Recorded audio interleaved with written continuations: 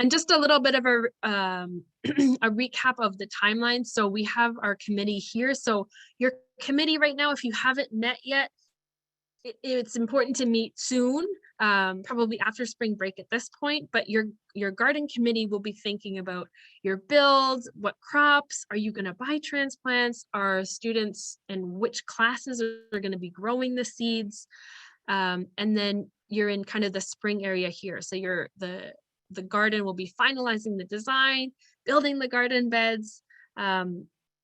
Our workshops fall on the third Tuesday of the month. So depending on where you are in the province, April 19th might be a little late to do things. It might be early.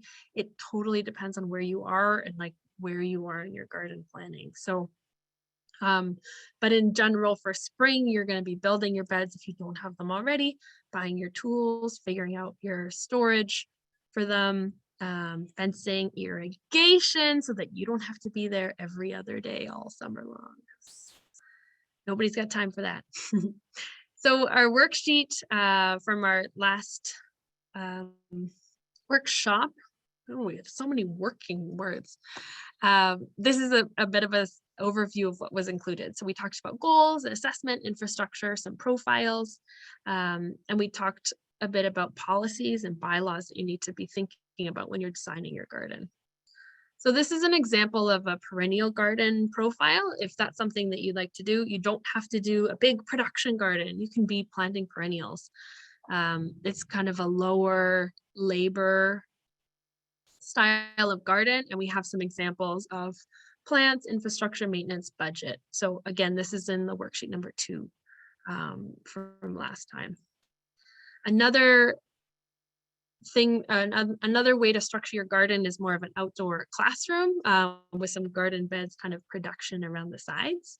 And this is a picture you might recognize from social media, is one of Megan Zeni's gardens. So we will get to you, Megan. I just want to make sure that I give you a good introduction. So Megan's going to be talking for about 10-15 minutes with a little bit of chance to answer some questions. So Megan Zeni is a PhD candidate of the University of British Columbia, and she has over 25 years of experience teaching in public school, outdoor and garden classrooms. Her and her websites are theclassroomgardener.com and meganzeni.com. So I'm going to stop sharing, and Megan, you can pull up yours. Awesome. I just need to be made a co-host so I can share my screen. Sure. There you go. Awesome. Okay. So hi, everybody. I apologize to anybody who was hoping I would speak about this last time. It was a bit of a schnafuzel around getting me here last time, but that's okay because it all works out the way it's meant to. And we're going to do a little bit of a review this week. Yeah, it'll be fine. I have the chat open. So as I'm speaking, if you have questions that you want me to speak more about, or you have something you want me to say, whoa, I want to know more about that, go ahead and type it in the chat. I am keeping my eye on that. And I'm happy to pause as I'm going along. I should get a clear stop by time from you, Addie, or I'm going to go for like an hour. So you want me to stop talking by 3:45, or you want me to stop by 4 with questions? Where are we at? Why don't we do 3:45 because we have a couple breakout rooms, so we can people to be able to chat with each other. So it's gonna be fast and furious, people. Are you ready? We're gonna go fast. If you haven't, okay, well I'll do it again. So these are the places on the internet you can find me if you're interested in the work that I'm doing. You can find me on Pinterest. I have whole boards on some of the things I'm going to talk about today and my design considerations. Twitter, Instagram, Facebook, and then my blog is meganzeni.com is where I write about the work that I'm doing. And so what I'm going to do today, because I thought about how could I share thinking about design considerations, I'm going to tell you a little bit of the story about how we rebuilt our school garden. And hopefully you might glean some information from that. So this was our old school garden. We had used it for about 12, maybe 13 years. And it was time to rebuild it. So garden beds in general, you get 8 to 10 years of life from a garden bed. So as soon as you build your garden, you need to start that planning around how are we going to be replacing those garden beds. You can push it past 10 years, but it really depends on your climate. It depends on how much water they're receiving. There's a lot of variables that can deteriorate the garden beds quickly. So you can see here, we really didn't love the in-ground garden beds. They came with a lot of complications, but the school district that I'm in, that's what we got. So we worked with what we had. And we were pretty sure after having worked in that garden space for over a decade that we didn't want to be throwing new money at an old problem. And there was a lot of old problems in our space that we were in. And we kind of, it was heartbreaking to leave it, because really I spent over a decade, this was my classroom that I was teaching in. And so it was really hard to leave it. But everything has a season, right? Life has seasons, gardens have seasons, and that season was ending. So in the process of designing the new garden and thinking about how we could repurpose the old garden, what we ended up doing, because one of the biggest problems we had in our old garden is we had to cross this street. We had a street we had to cross, and it was becoming more and more problematic year over year. So we went back to the school side of the garden and decided, where are we going to build this garden? So my first tip when you're thinking about designing your garden space is really observe how the schoolyard is being used before you select your site. So just pay attention at recess and lunch. Where are kids playing? Where are the wet spots? Where are the low spots? Watch the space over seasons as well, because seasonally kids will use different areas of the schoolyard in different ways. You want to consider access to irrigation. I think it really helps as well if you have a high visibility space in your schoolyard that you can think about positioning your garden in to reduce theft. The more eyes that are on the school garden, the less parties that'll be happening in there, the less theft you'll have. And as you are designing your space, as you're thinking about how are we going to put this together, resist the urge to replicate an indoor classroom, right? We don't want to be lining up our garden beds in rows like desks in a classroom, right? We want to be thinking about ways that the space can be fluid and dynamic. And when you are building a school garden, it's really a unique opportunity to rethink where learning happens in our schools and how we engage children in meaningful learning outdoors. So have that all really front of mind as you're thinking about putting your garden space together. So in this image, you can see how we are starting to build the garden. I also really think it's important to think about what are your garden goals. So really co-design with your student body to consider how you want to use the space. So for myself as the prep teacher at my school, this is my classroom. I don't have an inside space to teach in. I teach 100% outdoors. I don't have an inside space. So when I was a classroom teacher for 20 years, I kind of knew how I wanted my classroom to function. And I was very clear on how I wanted the outdoor classroom and the garden classroom to function because it's my classroom. So really work with students to think about what features they want in the garden space, but also really think about your entry and your exit routines, really build in those classroom management strategies to your design. And think about how children move through spaces, right? We know kids go over, they don't go around, right? So make sure that you're designing for corridors, right? Make sure you're creating pathways that provide exits from the space without kids having to jump over or in or through your garden beds. And then and the other thing you can do is here you can see how we put lattice up. So those are other strategic ways to remove kids from going through. You can strategically place lattices and other structures on your garden beds to create a barrier. And then also consider what kind of garden beds that you want. There's pros and cons to all the different ones. There's troughs that you can do. There's raised garden beds like we have here. There's in-ground garden beds. There's a multitude of ways that you can be creating a garden space. You want to also think about, excuse me, any fencing needs that you have. You want to think about accessibility for students. How accessible are these garden spaces for all learners? And you also want to be thinking about ground cover. What are you putting over the ground?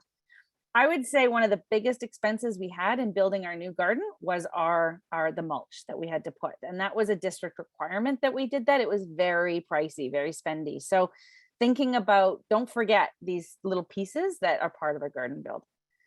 Excuse me, sorry, clear my throat. Whenever possible, you want to be involving children in the build of the garden.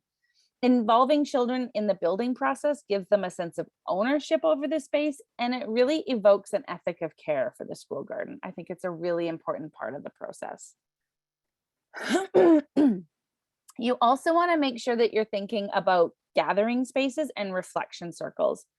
So building that into your design. Gathering spaces are super important for setting intentions and then gathering to reflect on the learning in the garden and to also capture the emergent learning that happened when you were in the space together. I do see your question, Yang Yang, about permanent trellises. We have both. We have some that stay there year round, and we have some that we take down seasonally. So the ones that you saw in the image are permanent, but we do also have temporary ones. In your design process, you want to be creating zones for play and learning. So it's just like a classroom, except it's not a classroom inside, it's a classroom outside. So it's just like a classroom, but not exactly. A children's garden space, and a school garden in particular, should be inviting children in. You want to design it for durability and with what I call yes spaces in mind. So yes spaces are spaces where children are allowed to engage in the behaviors that might be problematic in other spaces in the schoolyard, right? So if kids are wanting to dig in the dirt, you might not want them digging in your garden beds because it's going to be disrupting all of the plantings, but maybe you're going to put together a dig pit or a space where kids can dig. That would be an example of a yes space. Building in play spaces to your school garden adds layers of complexity and joyfulness to the learning that's happening in the school garden. You also, when you're doing the planning, you want to be planting strategically for the school year. And I think this is a point that gets forgotten, and it's one of the bigger parts, right? You want to be selecting crops and low prep foods that can be harvested before the end of June and after September 1st, right? So those are like our strawberries and celery and peas, radishes and lettuces, and cucamelons are really popular, ground cherries, all your brassicas. There's a lot of ways that you can be planting, but you don't maybe want to be planting cucumbers, for example. They're going to be ready in July or August. You can sometimes still plant cucumbers, but you have to be very strategic about planting them at the end of June so that they take longer to get to harvest. You also want to be thinking about the legacy that you're leaving behind. So if you are transient or you're not going to be at that school for decades, you want to think about who is going to care for this space next. It is a living space. You are creating a living thing, right? So you don't want to create something that's going to be susceptible to neglect or abandonment. Think about what you're planting and what you're leaving behind. If you're not sure that you're going to be there 10 years from now, you might want to be careful about the kind of perennials that you're putting in. You don't want to be planting raspberries or blackberries, for example, that can become very invasive very quickly in spaces that aren't contained. Be thinking long-term. What is the legacy, right? Resist the urge to plant orchards or other high maintenance plantings that might not thrive in your conditions, right? If you're living like in the West Coast of British Columbia, peaches might not be the best thing to be planting, right? There are some crops that will do better in our climate, and there are crops that will do better in the Okanagan, for example. Now, when I'm thinking about designing my space for learning, I'm also thinking about all the other pieces that make it child friendly. And I'm going to do a real blitz through some of the play areas that we are intentionally designing into our school gardens. Bug hotels are really an important space for school gardens because they provide an actionable way for students to demonstrate compassion and empathy for all living things, okay? So bug hotels are like a destination holiday resort for pests in the school garden, right? It's located away from the growing spaces. And it's just like how weeds are important to the entire ecosystem, but we call them weeds because they're competing with crops that we want to grow, right? Insects are also important to the overall ecosystem of our schoolyard, but maybe not particularly helpful to our growing garden. And we want to relocate those pests without teaching children homicide techniques, right? So if you're like a backyard gardener, you've got all kinds of traps and things that you're doing to capture and kill pests in your garden. But in schools, we're trying to teach empathy and compassion. So a bug hotel is a really great way to relocate pests in our gardens. And you can build that out of like a stack of leaves. This is an old palette that we've put together. There's tons of curricular connections and nonfiction reading and report writing that kids can do. You know, what do ground beetles, what kind of habitats do ground beetles like? They like bark, by the way. You know, what kinds of habitats do different insects like? Of course, worms and ladybugs are super beneficial, and we want to give children direct instruction around leaving them in the garden because they have work to do. If you have a really weedy area, right, a really particularly weedy patch of invasives, like in this image, what you're seeing here is horsetail, that's beyond your capacity to clear it out, you can just like add some dinosaurs and call it a dinosaur garden, right? You can leave them out for imaginative play all year round. It helps provide quiet places for children at recess and lunch that maybe don't like all the run around chaos. I have blog posts for all of these ideas that I'm talking about today, and I'll send links of them to maybe to Addie. I'll send her those blog post links with step-by-step sort of instructions for and curricular connections are all in there, and there's all kinds of stuff. So I'll be giving you those links if you want access to those. Fairy gardens are also a great addition that you can plan into your school garden. They're easy to tuck into pollinator or perennial garden beds. And they're, again, important for providing quiet respite. They're low intensity play spaces in the garden for students who might not enjoy the noise or chaos of the school garden at recess and lunch. They're also, fairy gardens are an excellent entry point for small world and fantasy play that is easily integrated into writing across the curriculum. And mud kitchens are, like, I think, an essential ingredient for any school garden. If you're teaching in an elementary school garden, you really ought to have a mud kitchen. It's one of those, like, come on, you got to have a mud kitchen. What it does is it normalizes mud play, and it provides an opportunity for garden specific play that can help keep small groups of children, of learners, for example, occupied while you work with a smaller group of students. So if you're out there by yourself as a classroom teacher, it's really hard to have 22 kids around a garden bed. It's not possible. Everyone's jostling for position. Nobody's listening. You want to be working with 4 or 5 learners at a time. And so when I was a classroom teacher, I always had stations and centers set up. I'd have my math stations, my literacy stations, and it's just like that in the garden. I set up stations and centers for children to be independently engaged while I'm working with a small group, and we rotate around. I think I'm going to leave you with the last piece of advice is that it's really important for school gardens to be playful, joyful spaces where children can feel welcomed. I want to encourage you to resist the impulse that your garden is judged or valued by the output, right? It doesn't really matter what you grow in your school garden. We grow a ton of produce, but that's not the point of our school garden.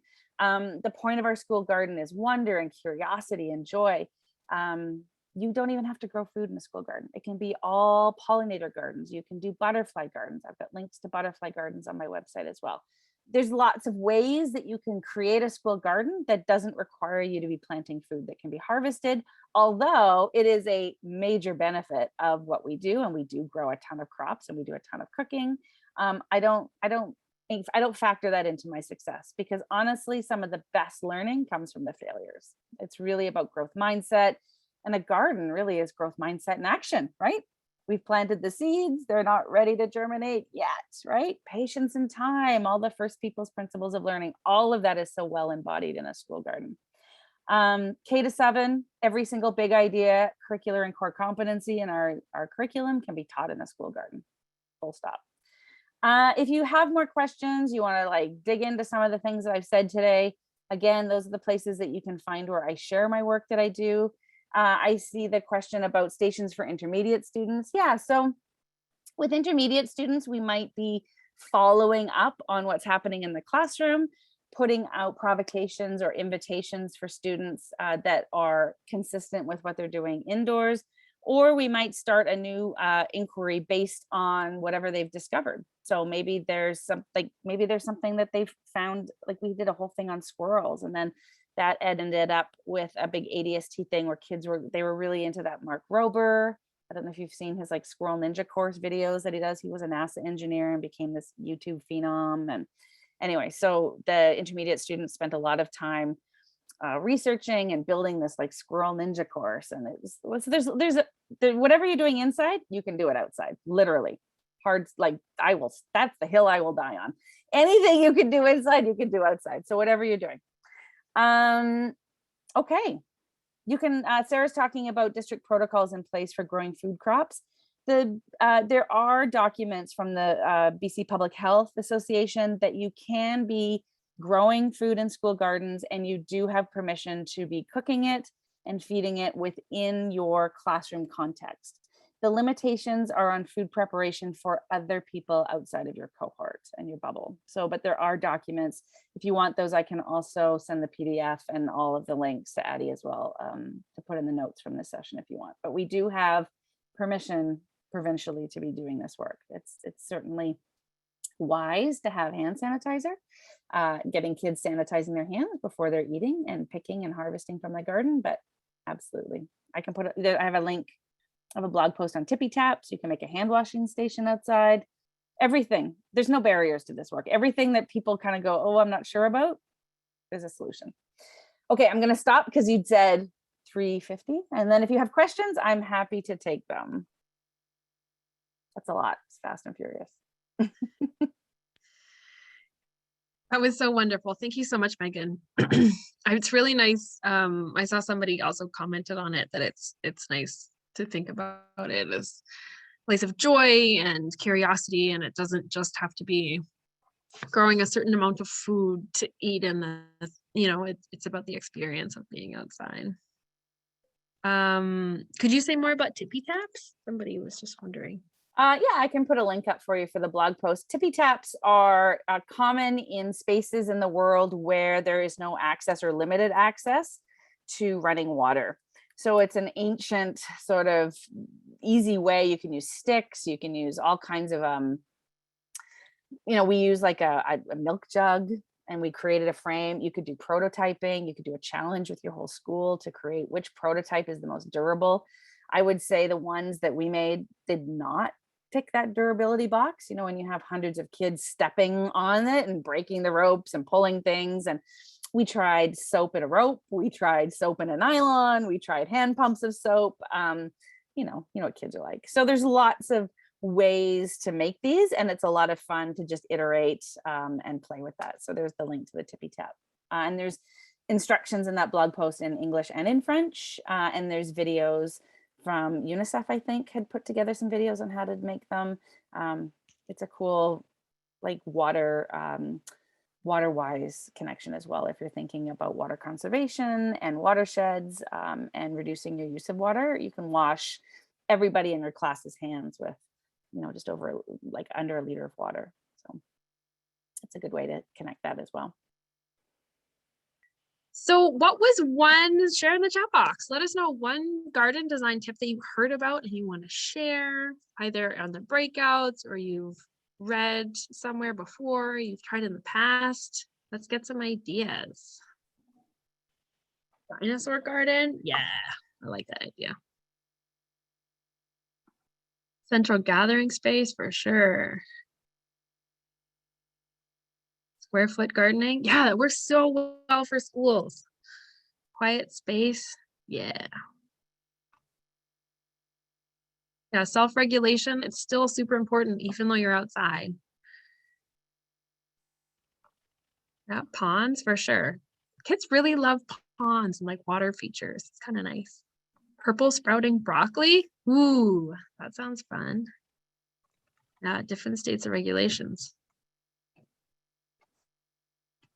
Oh, Carrie, you missed Megan's presentation. She was talking about bug hotels and dinosaur gardens. Loose parts area, for sure. There's so many fun loose parts that you can find outside. Mud kitchens, a willow hut. That sounds so fun. I want a willow hut. My house, somewhere nearby willow hut. Awesome. Thank you for all these ideas. I love them. So I have been rereading Braiding Sweetgrass again, and it is so good. And really, you could take anything that Robin talks about in her book, but this one really spoke to me. Plants speak in a tongue that every breathing thing can understand. Plants teach in a universal language, food. Well, that's why we do the work that we do. Everything comes back to food, and we can teach so much. Social emotional learning, the curriculum, all different subjects, how to have a conversation. It all comes back to food, whether you're growing it, preparing it, eating it. And we will get back to a point where we can do so more freely. But Plants can teach us that. So we talked about these growth mindset posters last time, but I just wanted to make sure that we touch on it again, because not everything is going to grow perfectly. Not everything is going to go well.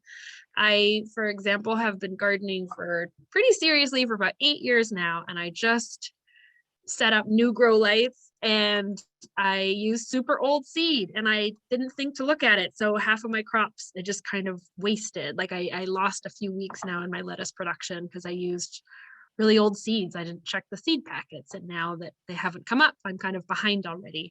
There's always mistakes that we make in gardening, and we learn so much from them. So your attitude going into the garden is going to rub off on your students. So if you think of, oh, it didn't work, it failed, I'm so frustrated, they're going to pick up on that energy. So when you are excited, they are going to be excited. And when you are sad, they are going to be sad. And it's totally okay to feel sad and frustrated and annoyed that things don't go with how you're hoping that they will. But remember that you have all of these learning opportunities. So I can remember, like in my early teaching days, all the lessons that totally flopped much better than the lessons that did well. So I learned more from the things that didn't go well. And that's the same thing in the garden. Serena, did you want to share something?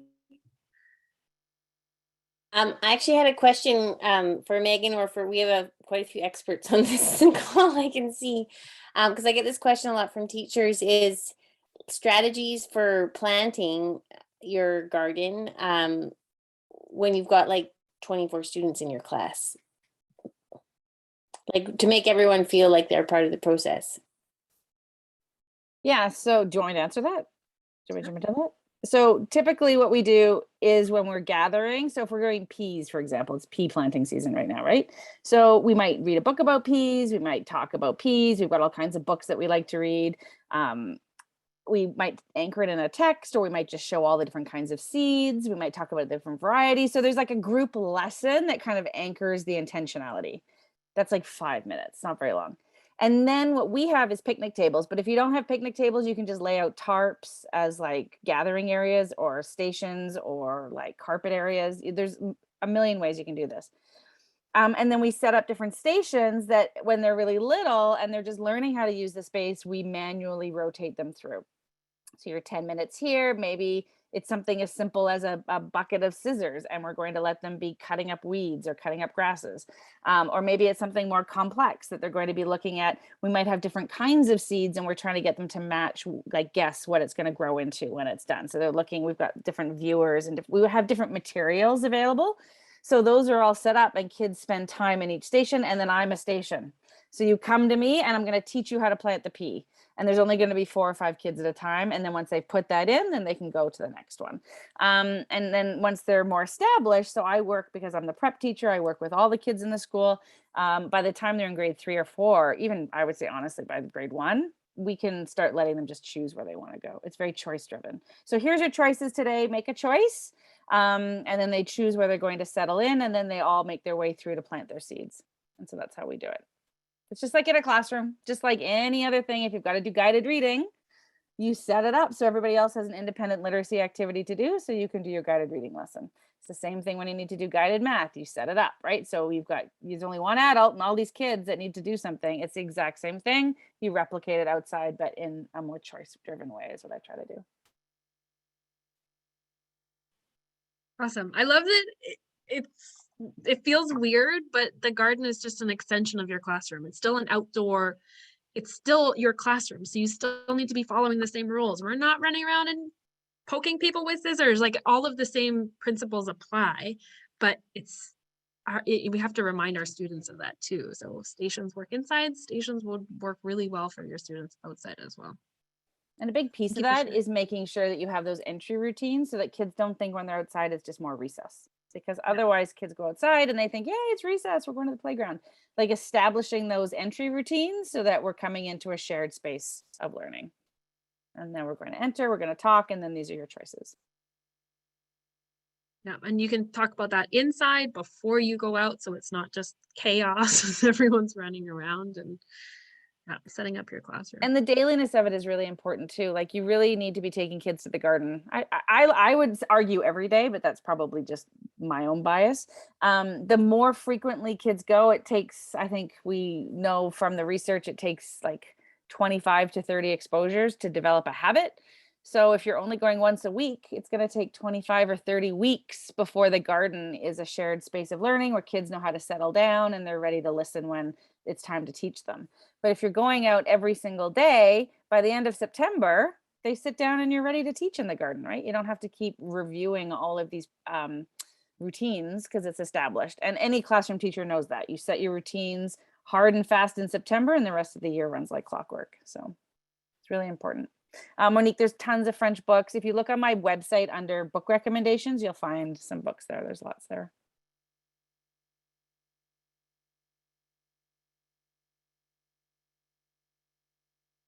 Awesome. Thank you.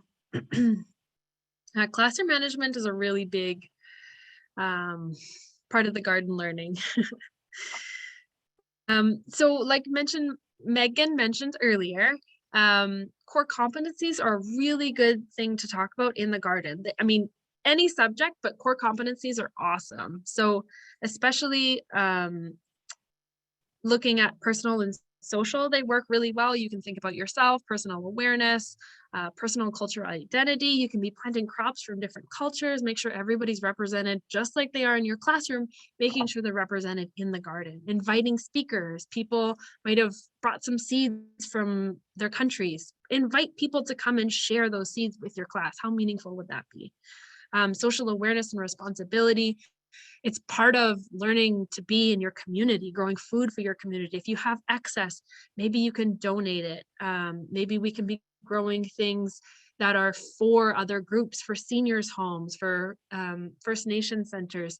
Any way that you can connect that garden to the community is an amazing learning opportunity. And again, it all comes back to the core competencies.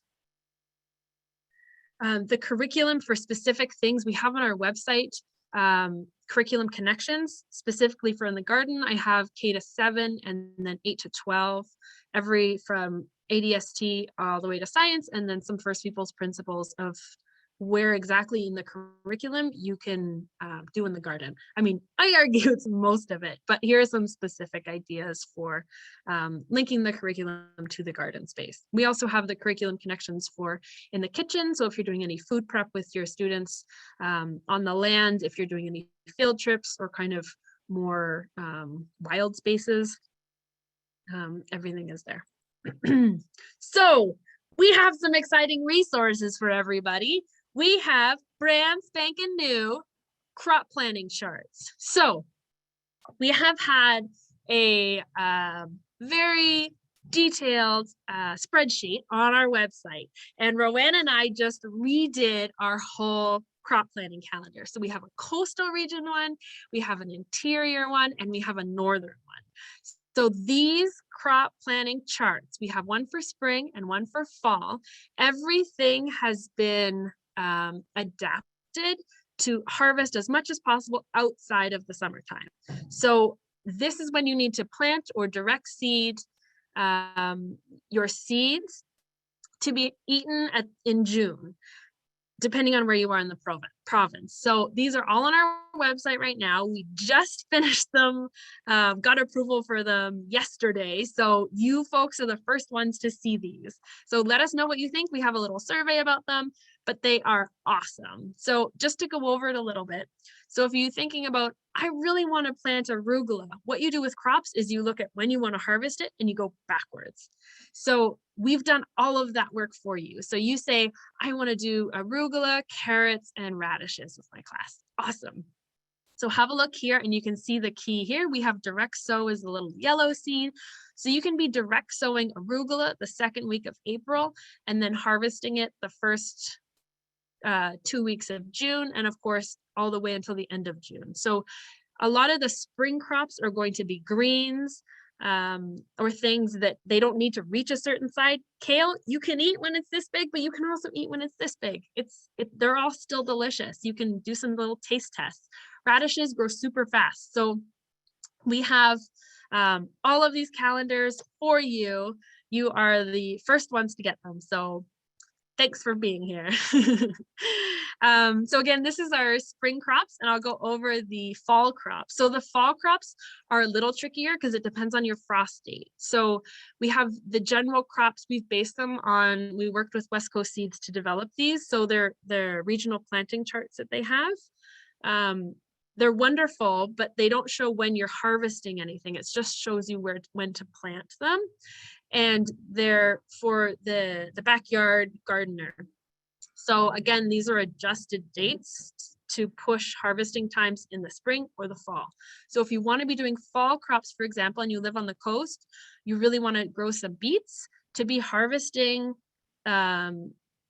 in September. You need to be direct sowing it into the soil the second week of July. So for fall crops, you are going to need to do some maintenance, most likely through the summertime. But if you have your irrigation system, if you've planned it, then hopefully you don't need to be there every other day watering it by yourself. So these are all, and this is the spring crops for the interior and the north. So they're going to be so fun. These are things that you can use with your class. You can do a research project, and it's really going to facilitate your growing season. Yay. You know, I have been so excited. I've been trying to make these for a while, but we finally got everybody together. We also have some brand new resources. Again, you folks are the first ones to be getting them. We have 5 crop cards for the spring harvest. So we chose 5 popular crops that grow really well all over the province. And these are resources that you can use with your class. So they're 2-sided PDFs. Again, they're all on the portal page. We will be putting them on our website as well, but I wanted you to get them all first. So these are things that you can, these are handouts that you can give to your class, and you can have them work through that and make as big of a project as you want. If you want to do a research, we have some super cool information. Like, I didn't know that radishes are originated in China. Super cool. And there's some care on the front. And then on the back, students are working through and figuring out how things grow. So when I was doing this with grade 11 students, I gave one student a pack of radish seeds and I said, plant these. And he dumped the whole thing out in a pile and covered it up with soil and said, Mr. Kendall, I'm done. He didn't realize that one seed becomes one radish. I mean, even today, my grade 8s, I had them plant some seeds and he said, well, I want to grow cucumbers. Well, I don't have cucumber seeds. Like, he thought the bean seed was going to become a cucumber. So kids need to learn this stuff. So this resource is really going to help you do this. So how it works, how long does it take a radish to grow? They can be looking at the seed packages, and that days to maturity is going to tell you it takes that many days for the plant to be ready to eat. And then you're either going to direct sow it or indoor sow it. So you can be looking at the calendar and figuring out how it's going to work for your particular school garden. And they can fill in this information, and they can look at the seeds and say, what's happening under the soil? It's germinating, it's growing, and then the radish is ready to eat 21 days later. Amazing. And we also have a timeline here that students can use a highlighter for, and they can highlight. We have the colors suggested here, but use whatever works for your classroom. Let us know how it goes. And you can be highlighting, when are you going to plant it? So based on that, when are you going to be able to harvest it? And then thinking about the spacing. So you're not going to have students just dumping out the whole packet of seeds. They'll have thought it through. Looking at the seed package, how many centimeters do I need to make the rows? How deep is it going to be?